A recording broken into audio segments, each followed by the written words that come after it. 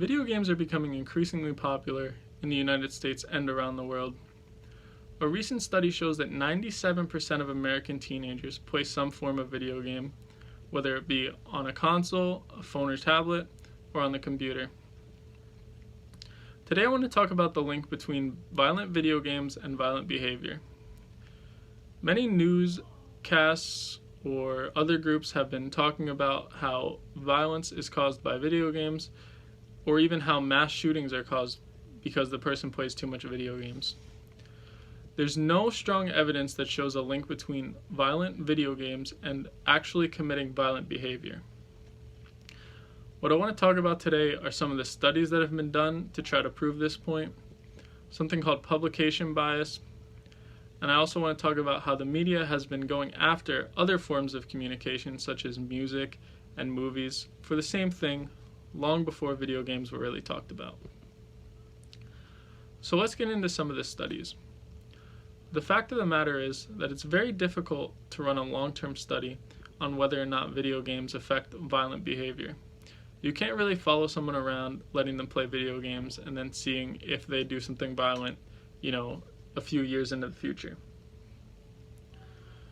One of the main reasons for this is that it's difficult to eliminate some of the other factors and isolate the variable of video games, because there are lifestyle factors at work, there's upbringing and things like that.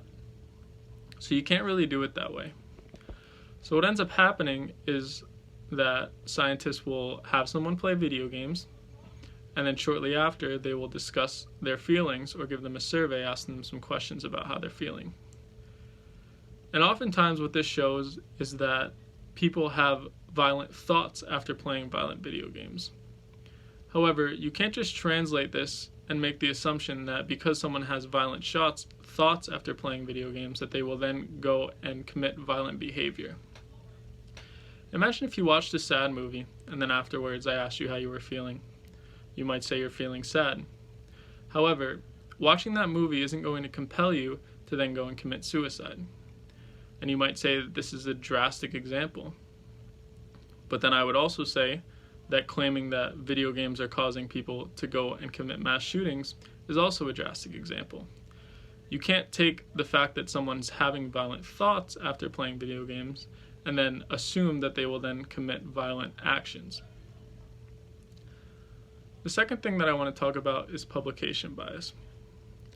Journals or magazines that often publish studies will most likely not publish a study unless it shows a positive result, or at least they lean towards publishing studies that show positive results, or even strongly negative results.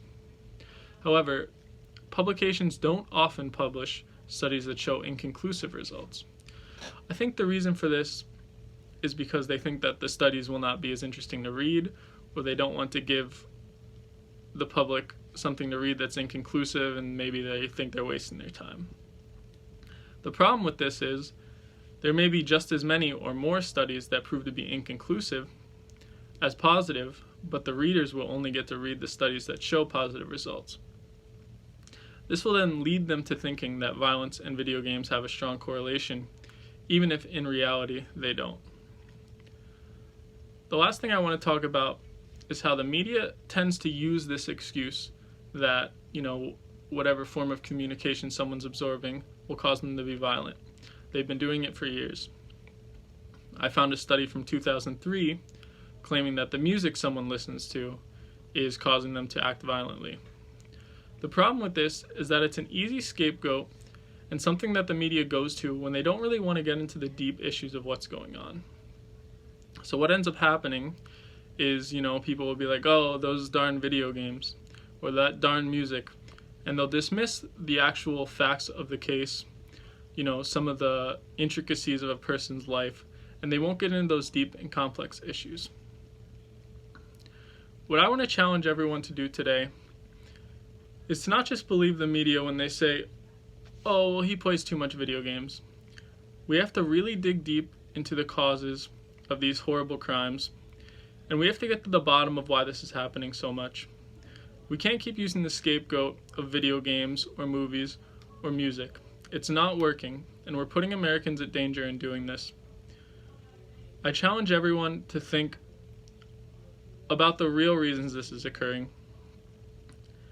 and to try to get deeper into the issue and try to find a real solution for this, because it's a very, very big problem in the United States, and claiming that video games is the reason is not going to provide us with a solution, and we're not going to be able to stop these things from occurring in the future.